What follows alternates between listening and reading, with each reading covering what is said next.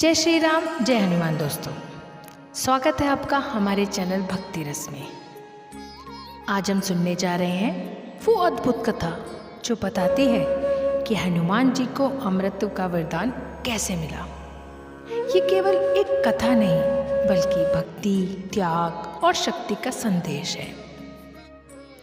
किष्किंधा के घने वनों में माता अंजना तपस्या कर रही थी। उनकी तपस्या से प्रसन्न होकर वायुदेव ने उन्हें वरदान दिया और जन्म हुआ एक अद्भुत बालक का। जैसे ही वो बालक जन्मा, पूरे वन में एक अलौकिक प्रकाश फैल गया। उसके नेत्र चमकते थे, मुख पर तेज था और शरीर में असाधारण बल। वो बालक कोई और नहीं बल्कि पवन पुत्र हनुमान जी थे। बाल्यावस्था से ही उनमें अपार ऊर्जा थी। कभी वो पेड़ों पर चढ़ जाते, कभी आसमान में छलांग लगा देते।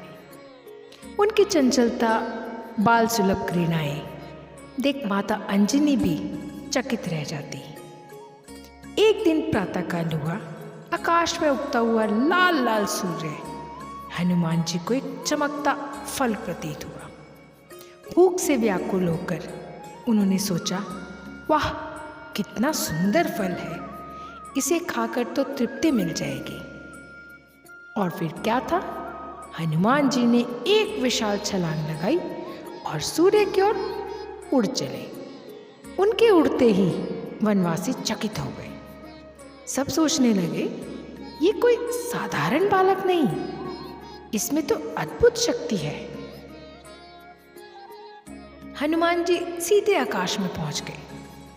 सूर्यदेव अपने रथ पर विराजमान थे। चारों ओर तेज का साम्राज्य था, लेकिन छोटे हनुमान जी को लगा मानो ये कोई फल है। वो सूर्यदेव के समीप पहुंचे और उनके तेजस्वी रूप को निगलने लगे। क्षण भर में सृष्टि अंधकार में डूब गई। पक्षी उड़ने लगे, पशु चिल्लाने लगे, ऋषि मुनि व्याकुल हो उठे।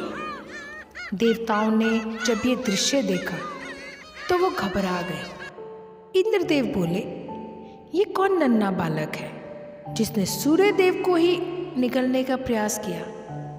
यदि इसे रोका ना गया तो सृष्टि का संतुलन बिगड़ जाएगा। इंद्र ने तुरंत अपना वज्र उठाया और हनुमान जी की ठोड़ी पर प्रहार कर दिया।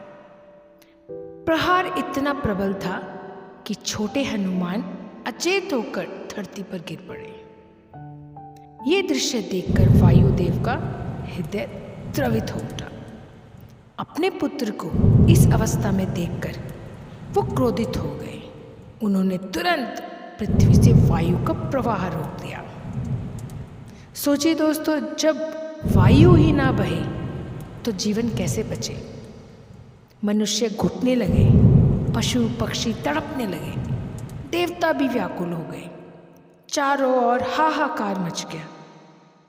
देवताओं ने ब्रह्मा जी से प्रार्थना की, प्रभु, वायुदेव शांत नहीं हो रहे।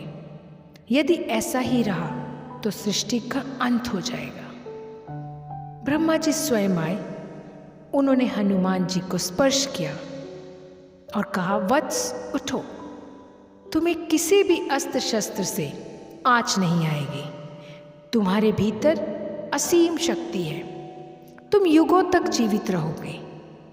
ब्रह्मा जी ने वायुदेव को भी समझाया, क्रोध छोड़ो, ये बालक कोई साधारण जीव नहीं है, ये स्वयं धर्म की रक्षा के लिए अवतरित हुआ है। समय बीतता गया, हनुमान जी बड़े हुए। उनकी शक्ति, पराक्रम और ज्ञान सबको विस्मित करने लगे। लेकिन उनके जीवन का सबसे महत्वपूर्ण क्षण तब आया जब वो पहली बार प्रभु श्री राम से मिले। जैसे ही हनुमान जी श्री राम के चरण स्पर्श किए, उनके हृदय में भक्ति का सागर उमड़ पड़ा। उन्हें लगा मानो जन्म जन्मांतर की प्यास बुझ गई हो। श्री राम भी हनुमान के निस्वार्थ भाव से प्रभावित हुए। इसके बाद तो पूरी राम कथा हनुमान जी के अद्भुत कार्यों से भर उठी। माता सीता को अशोक वाटिका में संदेश पहुंचाना, लंका का दहन करना, संजीवनी बूटी लाकर लक्ष्मण जी के जीवन बचाना, हर कार्य ने उन्हें संकट मोचन बना दिया। युद्ध समाप्त होने के बाद जब श्री राम अयोध्या लौटे तो उन्होंने हनुमान जी को गले लगाकर कहा, हनुमान, तुमने मेरे लिए जो किया वो कोई देवता भी नहीं कर सकता था। तुम्हारी भक्ति, त्याग और सेवा अतुलनीय है, इसलिए मैं तुम्हें अमृत का वरदान देता हूँ। जब तक इस धरा पर कलयुग रहेगा तब तक मेरा नाम लिया जाएगा। जब तक मेरा नाम लिया जाएगा तब तक तुम जीवित रहोगे। हर वो भक्त जो मुझे पुकारेगा उसे सबसे पहले तुम्हारा सानिध्य मिलेगा। ये सुनकर हनुमान जी की आंखों से आंसू बहने लगे। उन्होंने हाथ जोड़ के कहा, प्रभु, मेरे लिए यही सबसे बड़ा वरदान है कि मैं सदा आपके नाम और आपके भक्तों की सेवा कर सकूं। और तभी से हनुमान जी अमर हो गए। आज भी जब कोई भक्त सच्चे मन से जय हनुमान पुकारता है तो संकट मोचन उनकी रक्षा के लिए किसी भी रूप में पहुंच जाते हैं।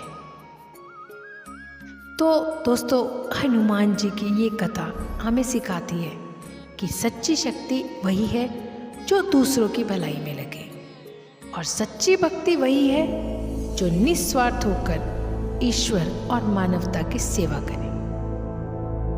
तो जब भी जीवन में कठिनाई आए, स्मरण कीजिए, जय हनुमान ज्ञान गुण सागर, जय कपीस तेहु लोक उजागर। दोस्तों, अगर वीडियो अच्छी लगी हो तो वीडियो को लाइक और शेयर ज़रूर करना, और कमेंट बॉक्स में ज़रूर लिखना, जय श्री राम, जय हनुमान।